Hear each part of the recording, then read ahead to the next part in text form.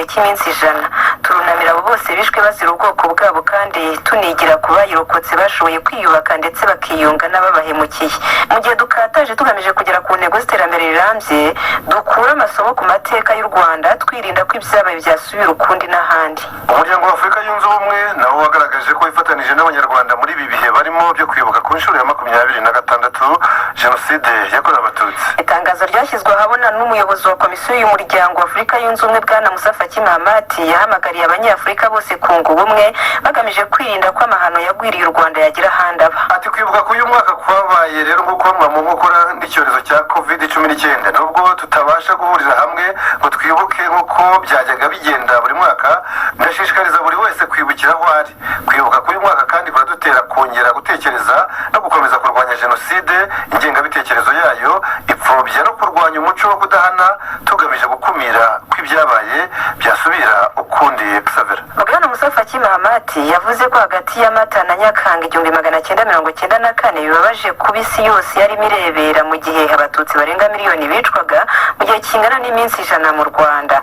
Yongeyeho ko kurwanya abahakana n'abapfobya Jenoside yakorewe Abatutsi bitagomba kuba inshingano y'ubuyobozi n'abaturage b'u Rwanda gusa, ko ari inshingano z'umuryango wa Afurika Yunze Ubumwe wose, imiryango y'uturere, imiryango itegamiye kuri leta, y'urubyiruko, y'abagore, itangazamakuru n'abandi n'abandi. Ati kurwanya umuco wo kudahana bigomba kuba mu bushobozi bw'abanyamuryango bose ba Afurika Yunze Ubumwe ndetse n'umuryango mpuzamahanga, bagata muri yombi buri wese wagize uruhare muri Jenoside bakababuranisha cyangwa bakabohereza mu Rwanda kugira ngo rubaburanishe. Avuga kandi ko kwibuka ku nshuro 26 Jenoside yakorewe Abatutsi bijyanye n'intego z'umugabane wa Afurika muri uyu mwaka zivuga ku gucecekesha imbunda muri Afurika. Perezida w'Ubufaransa Emmanuel Macron nawe mu ibaruwa yageneye abarokotse Jenoside yakorewe Abatutsi igashyikirizwa ibuka ishami ry'Ubufaransa, yavuze ko igihugu cye cyifatanije n'u Rwanda mu kwibuka ku nshuro ya 26 mu buryo butemerera abantu guhurira mu ruhame bitewe n'icyorezo cya COVID-19.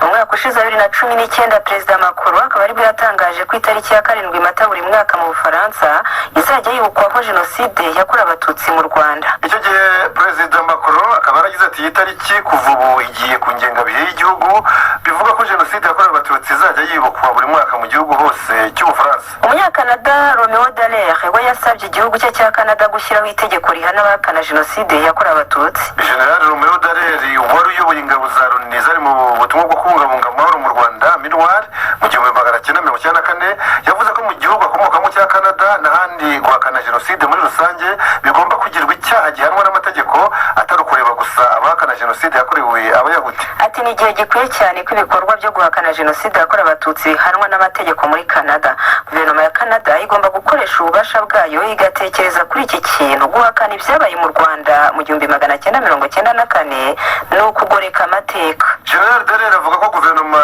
ya Canada igomba gushyiraho amategeko ku buryo ugerageje guhakana no gupfobya Jenoside yakorewe Abatutsi, yaba umunyapolitiki, umunyamakuru, yaba umwanditsi n'undi wese abiryozwa. Ati ntushobora guhakana ikigaragaza kuri nge ni igikorwa ikiremwa muntu gidakwiye gukorera ikindi. Uyu General Dallaire yanagarutse ku buryo mu myaka 26 ishize we n'ingabo nke yarayoboye n'abanyarwanda batereranywe bigatuma abarenga miliyoni bicwa urw'agashinyaguro muri Jenoside yakoranywe ubugome bw'indengakamere. Ati abenshi muri twebwe tubana n'ukwishinja biriya byabaye, uhorana isura y'abantu benshi bicwa ukabona abandi barimo gutemwa mu gashinyaguro kenshi, yaba ku mubiri ndetse no mu bitekerezo. Bwana Dallaire yamenye ko mu Rwanda hategurwaga Jenoside, abimenyesha abamukuriye muri Loni, ayisaba ko abari bashinzwe kubungabunga amahoro bahagarika abakoraga Jenoside aho kumusubiza. Loni yahisemo guhungisha ingabo zayo. Yavuze ko Jenoside aricyo kintu cya mbere yabonye kibi cyakorewe ikiremwamuntu, aho byari biteye ubwoba kubona abana, urubyiruko rwishora mu bikorwa byo kurimbura imbaga, bityo iki cyaha kibasiye inyokomuntu kikaba kigomba kurwanywa ku isi yose. Ndetse n'abahindura ingingo, ibinyamakuru n'ibitangazamakuru binyuranye byagarutse kandi ku bwitange bw'abayobozi bakuru b'igihugu bigomwe imishahara yabo y'uku kwezi kwa kane bakayiharira abadafite icyo bashyira ku ziko muri iki gihe u Rwanda ruri mu bihe bidasanzwe byo kurwanya ikwirakwira rya COVID-19. Ikinyamakuru Le Monde ndetse n'itangazamakuru France Info bati au Rwanda le gouvernement privé de salaire pour aider la population face au coronavirus. Bisobanuye ngo mu Rwanda abagize guverinoma bigomwe imishahara yabo bayifashisha abaturage bakennye muri iki gihe cyo kurwanya coronavirus. Muri Africa News naho bati kubera coronavirus abaminisitiri mu Rwanda biyemeje gufata umushahara wabo w'uko kwezi kwa kane bakawuharira abadafite icyo kurya. Itangazo ryashyizwe ahabona n'ibiro bya minisitiri w'intebe w'u Rwanda rikaba rivuga ko kwigomwa uyu mushahara bigamije kunganira ingamba zashyizweho zo gufasha abagizweho ingaruka n'icyorezo cya COVID-19 giterwa na virusi ya corona. Ikinyamakuru Le Monde cyanditse ko minisitiri w'intebe Dr Edouard Ngirente yavuze ko kwigomwa imishahara kw'abagize guverinoma bose, abanyamabanga bahoraho, abayobozi b'ibigo bya leta ndetse n'abandi bayobozi bakuru mu nzego z'igihugu ari ikimenyetso cy'uko abayobozi b'igihugu bifatanije n'abaturage muri iki gihe u Rwanda ruri mu bihe bidasanzwe byo guhangana na COVID-19. U Rwanda Xavera nicyo gihugu cyabaye icya mbere kuri uyu mugabane wa Afurika cyafashe ingamba ku ikubitiro zirimo gahunda ya guma mu rugo, guhagarika ibikorwa byose by'ubucuruzi uretse ibiribwa, guhagarika imodoka zitwara abagenzi mu buryo bwa rusange n'ingendo zitihutirwa. Ni ibihe bidasanzwe kandi byahereye tariki ya 21 mu kwezi gushize kwa gatatu, bikaba biteganijwe kuzageza tariki ya 19 mu kwezi kwa kane ariko koko turimo kwa Mata. Ikinyamakuru Le Monde kikanibutsa ko hagitangira ibihe bidasanzwe leta y'u Rwanda yihutiye gusaba ko hakorwa ibarura ry'abaturage bose baryaga ari uko bacyuye umubyizi w'umunsi, abo bose bagafashwa guhabwa ibiribwa muri iki gihe batakibasha gukora kubera gahunda ya guma mu rugo.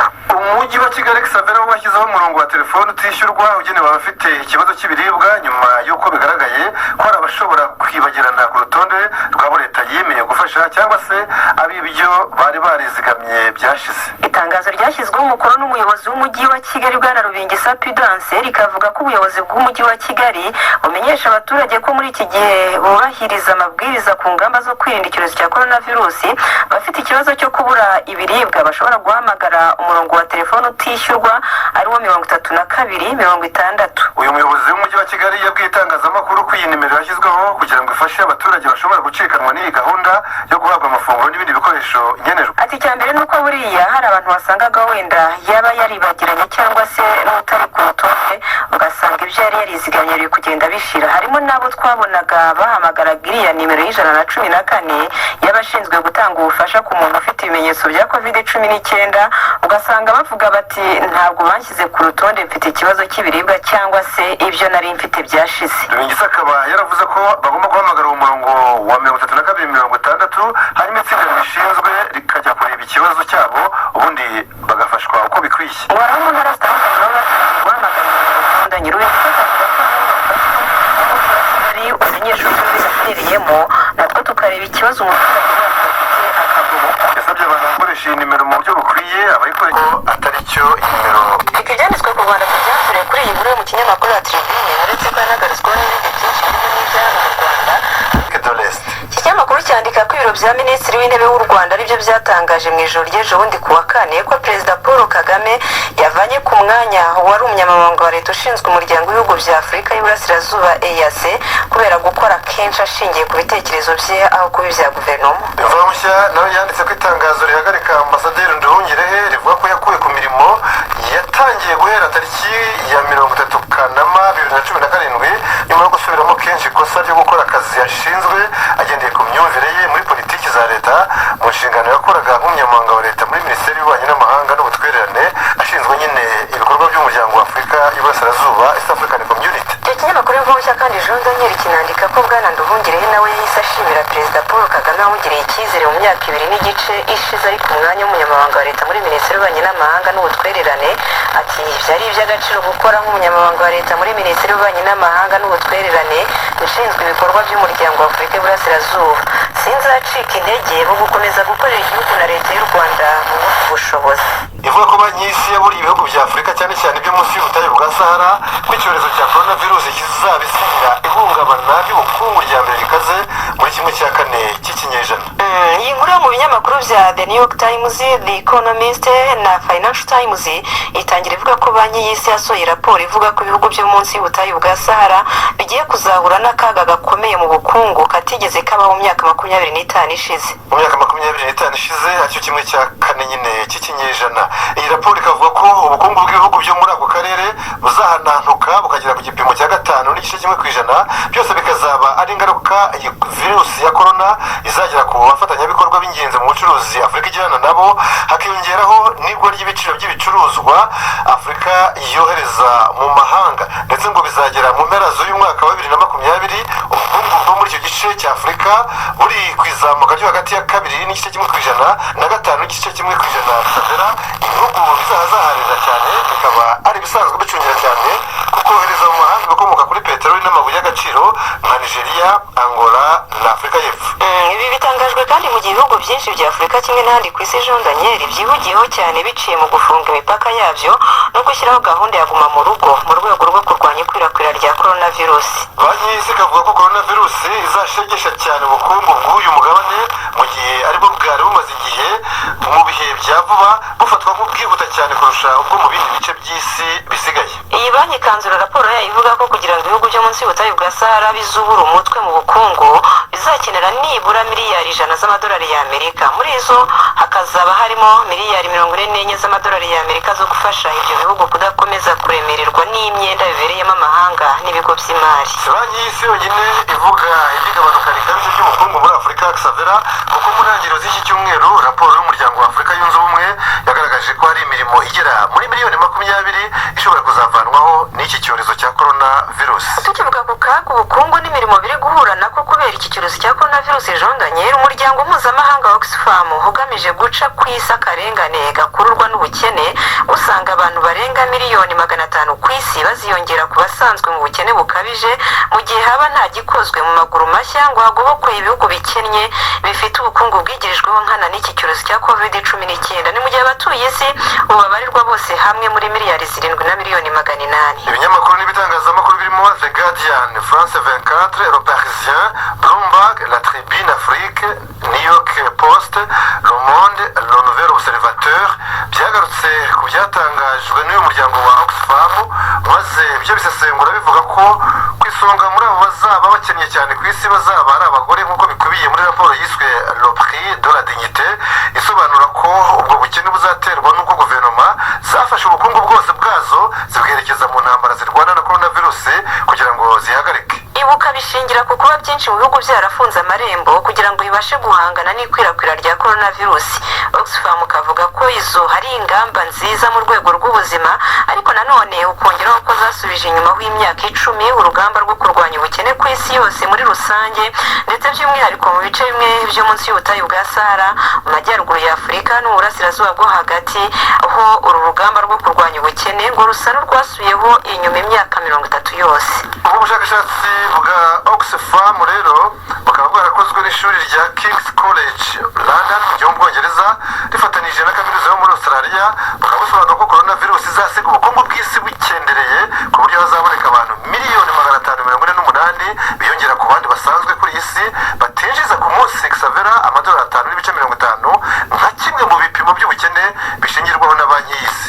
Uyu muryango wa Oxfam ukagira inama za guverinoma hirya no hino ku isi yo gushyiraho gahunda zo kugoboka ababa mu bukene bukabije. Oxfam itiki Jean Daniel ikagira iti ibihugu bikize cyane cyane byo mu itsinda rya G20 bigomba kurushaho kunoza uburyo bwo gutanga inkunga itubutse.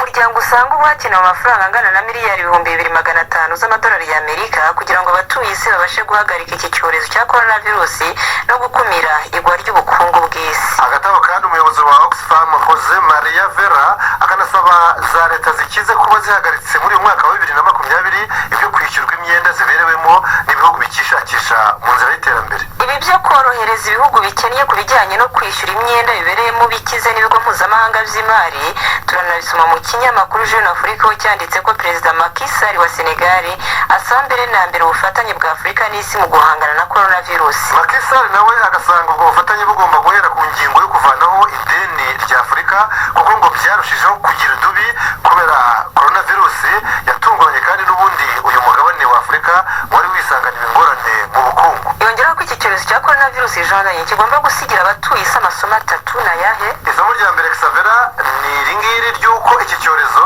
cyerekanye ko kuri iyi si burya nta nyagupfa nta nanyagukira kandi ko nta uhora yiteguye. Isomo rya kabiri Perezida Macky Sall avuga nuko coronavirus yerekanye ko ntaho umwana w'umuntu aragera kugira ngo yizere neza ko afite ubumenyi n'ubushobozi bihagije byo kugenga ibibera kuri iyi si y'Imana. Isomo rya gatatu ni iry'uko iki cyorezo cyerekanye ko nta mugabo umwe mbese nta wigira. Macky Sall akanzura avuze ya Washington Post na sani igatangira ivuga ko ejo bundi kuwa kane aribwo Antonio Guterres yasabye ibihugu 15 bigize ako kanama kunga ubumwe muri iki gihe hakenewe kujya impaka ku cyafasha kurwanya icyago cyugarije isi. hari mu nama ya mbere muri coronavirus akanama ka Loni gashinzwe umutekano ku isi gakoze kuva ubwo umuryango w'abibumbye watangazaga ko isi ibangamiwe bikomeye n'icyorezo cya COVID-19 kuri wa gatandatu kandi Xavera ukwezi kuruzuye ubaza umunsi ku munsi kuko hari ku itariki ya 11 Werurwe bitangazwa ku mugaragaro na Dr Tedros Adhanom Ghebreyesus umuyobozi mukuru w'ishami rya Loni ryita ku buzima OMS ku isi yugarijwe n'akaga gakomeye. Muri iyi nama yakozwe ku buryo bw'ikoranabuhanga bwa video conference umunyamabanga mukuru Antonio Guterres byamutwaye umwanya munini wo kumvisha ibihugu bigize ako kanama k'umutekano impamvu bigomba guhagurukira iki kibazo. Muri izo mpamvu yavuze ko iki cyorezo cya coronavirus kibangamiye amahoro n'umutekano by'isi ku buryo yakise ikigeragezo gikomeye Loni ihuye nacyo mu myaka 75 imaze ishinzwe. Ati kugira ngo tubashe kuganza iki kigeragezo dukeneye kubanza guhuriza hamwe imbaraga tugahagurukira iki cyorezo nk'umuntu umwe. Yakomeje avuga ko iyi ari intambara y'abatuye isi bose ari naryo shingiro ryo kuba umuryango w'abibumbye uriho gukumira no kurwanya ibishobora gutanya abatuye kuri uyu mubumbe. Ngibyo rero bituma umuryango w'abibumbye ubaho muri iki gihe. Abagize aka kanama k'umutekano bemeye guhurira mu nama imwe kuri coronavirus nyuma y'iminsi yarishize Xavera batabasha kuvuga rumwe by'umwihariko hagati ya Leta Zunze Ubumwe za Amerika n'Ubushinwa bwatangiriyemo icyo cyorezo mu mpera za 2019. Ibihugu byombi byamaze iminsi biterana rero amagambo ku nkomoko n'inyito by'iki cyorezo, aho Leta Zunze Ubumwe za Amerika ziyobowe na Perezida Donald Trump utagikunda kuripfana yakunze kujya yumvikana ko ari virusi y'Ubushinwa cyangwa se Chinese virus mu Cyongereza, ibintu bitaguye neza abategetsi b'Ubushinwa barangajwe imbere na Xi Jinping. Leta Zunze Ubumwe za Amerika n'Ubushinwa hamwe n'Ubwongereza, Ubufaransa n'Uburusiya nibyo bihugu bitanu bifite icyicaro gihoraho muri ako kanama k'umutekano ku isi muri Loni. Iyi nama yo kuwa kane kuri video conference Jean Daniel nayo yashobotse kubera ko mu cyumweru gishize ibihugu 9 ku 10 bifite icyicaro kidahoraho byagaragaje ko birambiwe kubona byicaye ubusa kandi icyorezo gikomeje kubica bigacika hirya no hino ku isi. Ibinyamakuru n'ibitangazamakuru byanditse kuri iyi nkuru rero bikavuga ko Ubudage bwayoboye iyi nama ya mbere kuri coronavirus y'akanama ka Loni gashinzwe umutekano ku isi bwahuriye n'ikizamini kitoroshye Xavera cyo gusobanura aho ako kanama gahuriye n'ibibazo byo mu rwego rw'ubuzima nk'uko byagendekeye bwana Antonio Guterres. Mu gihe Ubudage na Guterres bibaga kuya bumvikanisha ko coronavirus ari ikibazo kibangamiye amahoro n'umutekano ku rwego rw'isi, ibihugu byinshi birimo Uburusiya, Ubushinwa na Afurika y'Epfo byo byashyiragaho akabyo ko kugaragaza ko ibibazo byo mu rwego rw'ubuzima ngo bitajya bigezwa mu kanama k'umutekano. Akanama k'umutekano ka Loni nta mwanzuro kuri iki cyorezo rero wigeze utorwa n'aka kanama, mu gihe inteko rusange ya Loni yo iherutse gutora umwanzuro wa mbere uvuga ko mu rugamba rwo kurwanya COVID-19 hakenewe ubufatanye ku rwego mpuzamahanga kandi mu nzego zitandukanye. Uyu mwanzuro wafashwe mu cyumweru gishize ku bwumvikane bw'ibihugu 188 kuri 193 bigize umuryango w'abibumbye, unashimangira ko hakenewe kubahiriza uburenganzira bwa muntu muri iki gihe isi ihanganye n'iki cyorezo, kandi ngo muri iyo ntambara abatuye isi bakwiye kwirinda guhurwaho ivangura iryo ari ryo ryose. Abakuru b'ibihugu bya Afurika barimo na Perezida w'u Rwanda Paul Kagame hamwe n'umuryango wa Afurika yunze ubumwe bagaragaje ko bashyigikiye umuyobozi wa OMS aryo shami ry'umuryango w'abibumbye ryita ku buzima, uwo ni Dr Tedros Adhanom Ghebreyesus ukomoka muri Ethiopia, akaba ari nawe umunyafurika wa mbere uyoboye iri shami kuva ryashingwa tariki ya 7 Mata 1948, rikaba rifite icyicaro gikuru i Geneve mu Busuwisi. Ibinyamakuru bya The East African, The Guardian, South China Morning Post, The Globe and Mail, Le Monde hamwe n'ibitangazamakuru bya France 24, CNN International na African News byanditse ko bamushyigikiye nyuma y'aho mu ntangiriro z'iki cyumweru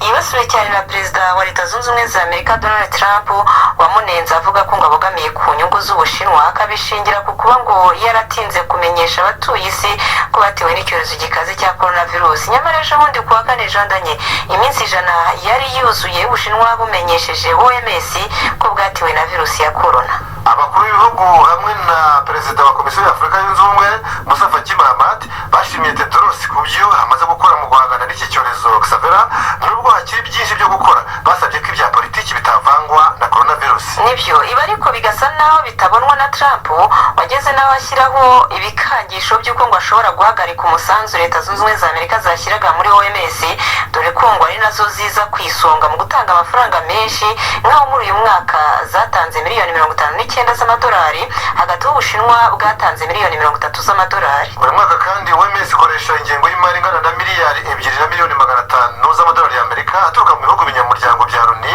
agaturuka mu miryango y'abagiraneza n'itegamiye kuri za leta z'ibihugu, mu bigo by'ubucuruzi, ndetse agaturuka no muri za kaminuza zo hirya no hino ku isi. Perezida Cyril Ramaphosa nawe uyobora umuryango wa Afurika yunze ubumwe muri iki gihe, uyu ni perezida wa Afurika y'Epfo, ibyo kuba inyuma y'umuyobozi wa OMS yabishimangiye mu ijoro ryo kuwa gatatu. Cyril Ramaphosa yavuze ko iki atari igihe cyiza cy'uko abatuye isi baterwa maze ngo nabo bahindukire bitere. urumva atari byo Xavera? Nibyo kabisa. Abanyafurika bo mu mujyi wa Guangzhou ari mu majyepfo y'Ubushinwa bamaze iminsi batarara mu macumbi nyuma yo kuyasohorwamo kubera ibihuha by'uko ari bo bakwirakwiza icyorezo cya coronavirus.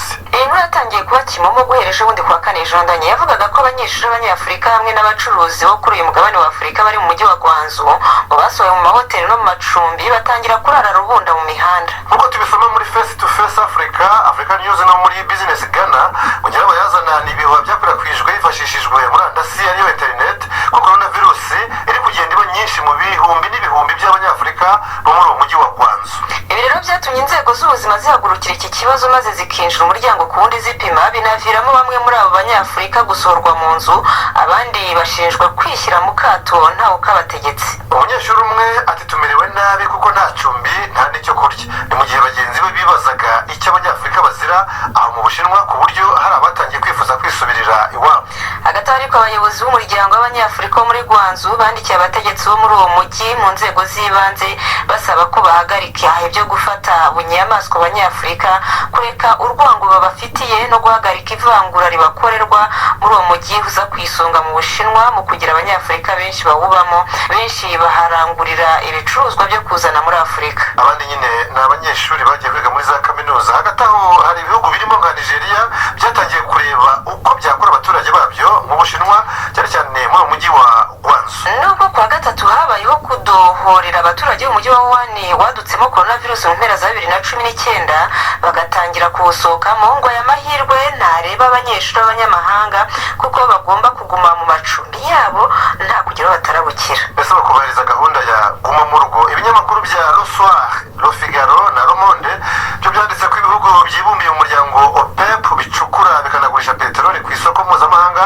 byumvikanye ku ngano ya peteroli bizajya bicukura mu mezi ari imbere. Ibi ngo bigamije kureba uko byazamura igiciro cya peteroli cyagushijwe hasi n'icyorezo cya coronavirus. Ibihugu binyamuryango bya OPEP 13 rero uretse Mexique byumvikanye ko bigiye kugabanya peteroli mu kwezi kwa gatanu no kwa gatandatu, aho ku munsi bizajya bicukura utugunguru twa peteroli itayunguruye miliyoni 10. Ibyo bihugu 13 Jondanye bikaba kandi byaremeranijwe ko kuva mu kwezi kwa karindwi kugeza mu kwezi kwa 12 ku munsi bizagabanyaho utugunguru miliyoni 2 hagasigara miliyoni 8 twa peteroli itayunguruye. Gusa nanone kugira ngo uwo mwumvikano utangire kukubarizwa Xavera, nuko ngo na Mexique izabanza kuwemera nk'uko bikubiye mu itangazo risoza inama ndende yakozwe ku buryo bwa visio conference hagamijwe gushakira umuti ikibazo cyo kugwa ku giciro cya peteroli itayunguruye. Ejo bundi kuwa kane akagunguru kamwe kari kageze ku madolari 32 n'amadolari y'Amerika.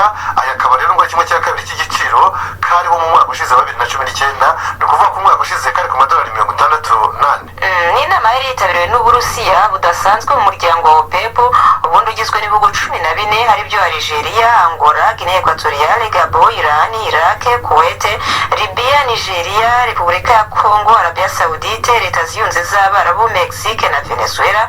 Icyiciro gikuru cya OPEP kiri i Vienne muri Autriche. Ni ku mugabane w'Uburayi. Kugeza muri Nzeri 2018 ibi bihugu 14 bya OPEP byabarirwaga 44% by'umusaruro wose wa peteroli na 81.5% by'amariba ya peteroli yamaze kuvumburwa kuri iyi si. Reka ibyo tubiveho. Kuri wa gatandatu Jondanye ni itariki 11 Mata umwaka wa 2020, umwaka urihiritswe wari perezida wa Sudan Omar al-Bashir ahiritswe ku butegetsi yari amaze y'imyaka 30. Ubaze umunsi ku wundi ibinyamakuru bya Jeune Afrique, El Watan, Daily Nation na The Sudan Tribune bikibutsa ko Bashir yakuwe ku ngoma nyuma y'imyigaragambyo y'abaturage yari maze amezi 5. Ni imyigaragambyo yari yatangiye abaturage binubira izamuka rikabije ry'igiciro cy'umugati n'ibikomoka kuri peteroli. Ibi binyamakuru bikavuga ko ubutegetsi bwa nyuma ya Bashir butabashije gukemura bimwe mu bibazo byateje kujya mu mihanda abo baturage nyine birimo ubuzima bwari buhenze, na n'ubu bukaba ngo bugisharira nubwo nibura ngo abaturage bishimira ko bafite ubuhumekero n'ubwinyagamburiro muri politiki. aho muri sudani hariho ubutegetsi bw'inzibacyuho isangiwe n'abasirikare n'abasivile.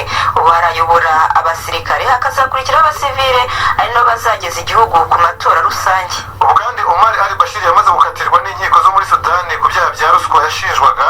haracyategerejwe niba ubutegetsi bwamusimbuye buzumvikana n'urukiko mpuzamahanga mpanabyaha ICC rw'irahe mu Buholandi ku buryo yaburanishwa ku byaha ashinjwa gukorera mu ntara ya Darfur, n'intara iherereye mu burengerazuba bwa sudani. ibyo byaha rero birimo jenoside, iby'intambara n'ibyibasiye inyokomuntu. Hissène Habré wigeze kuba perezida wa Chad kuva mu 1982 kugeza mu 1990, icyorezo cya coronavirus cyatumye barekuwe mu gihe cy'amezi 2 n'ubutabera bwa Senegal bwari bwaramukatiye gufungwa burundu nyuma yo kumuhamya ibyaha byibasiye inyokomuntu mu gihugu cye. mu gihugu cye cya Chad, ibinyamakuru bya La Libre Belgique na Jeune Afrique bikavuga ko muri 2016 haribwo urukiko rudasanzwe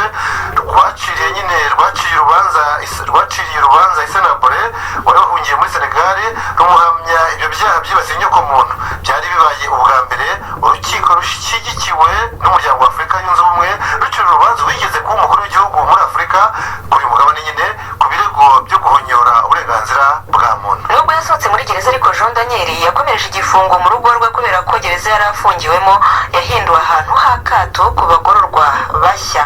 na Hissène Habré kandi nawe yemerewe kujya iwe mu rugo i Dakar mu murwa mukuru kubera ko ari mu cyiciro cy'abantu bashobora kwibasirwa na coronavirus ku buryo bworoshye. ni umusaza w'imyaka 77 y'amavuko. nyuma y'ako gahenge ka coronavirus ngo azasubira kwibera mu gihome. aho nyine yakatiwe burundu kubera ibyaha byibasiye inyokomuntu yakoze ku butegetsi bwe mu gihe yayoboraga Chad. Hissène Habré yaherezwe ku butegetsi mu Kuboza 1990 na Idriss Déby Itno ukiyoborana n'ubu ngubu igihugu cya Chad. reka dusoreze muri Leta Zunze Ubumwe za Amerika aho senateri Bernie Sanders w'imyaka 78 y'amavuko yazigurutse ibyo gushakisha itike y'uzahagararira ishyaka ry'abademokarate mu matora y'umukuru w'igihugu ateganyijwe mu ntangiriro z'ukwezi kwa 11 uyu mwaka. yabihariye Joe Biden w'imyaka 77. ibinyamakuru bya Washington Post, Newsday, Wall Street Journal n'ibindi hirya no hino ku isi nka Journal de Montréal bikandika ko ibi byahise bituma Joe Biden wabaye visi perezida wa Leta Zunze Ubumwe za Amerika ku butegetsi bwa perezida wa 44 wa Leta Zunze Ubumwe za Amerika ariwe Barack Obama. uyu rero Joe Biden yahise aba uzahangana muri ayo matora na perezida Donald Trump w'imyaka 73 y'amavuko uzaba ahagarariye ishyaka ry'abarepublika ashaka manda ya kabiri nka perezida wa 45 wa Leta Zunze Ubumwe za Amerika uhereye kuri perezida wa mbere w'iki gihugu George Washington wategetse kuva mu 1789 kugeza 1797, mbese manda ebyiri z'imyaka 8. hagati aho kandi ariko Biden akaba ategereje kuzabanza kwemezwa na kongere y'ishyaka rye iteganyijwe kuzaba mu kwezi kwa 8 uyu mwaka. muri 2016 nabwo uyu Bernie Sanders yahataniye guhagararira ishyaka ry'abademokarate ariko atsindwa na senateri Madame Hillary Rodham Clinton. nibyo yaratsinzwe ariko na Madamu Hillary Clinton Jean Daniel urabyibuka yarahatanye ariko ntiyaza kugera ku gasongero kubera ko yaje kuvanwamo na Donald Trump ari nawe uyoboye Leta Zunze Ubumwe za Amerika. nuko dusoje kandi turabashimiye cyane tunabifuriza kuzagira umunsi mwiza wa Pasika. ni umunsi ushushanya icyaha rya Jean Daniel. ni umunsi ushushanya kunesha urupfu bihereye ku mwana w'Imana Yezu Kristo. tunakomeza kandi kubashishikariza kuguma mu rugo muri gahunda yo kurwanya icyorezo cya coronavirus ndetse tugakomeza kandi kwibuka twiyubaka. nibyo tugakomeza kwibuka twiyubaka kandi tuguma mu rugo mu rwego rwo kurwanya COVID-19. turabashimiye rero ngaho mugire weekend nziza. Imana ibarinde.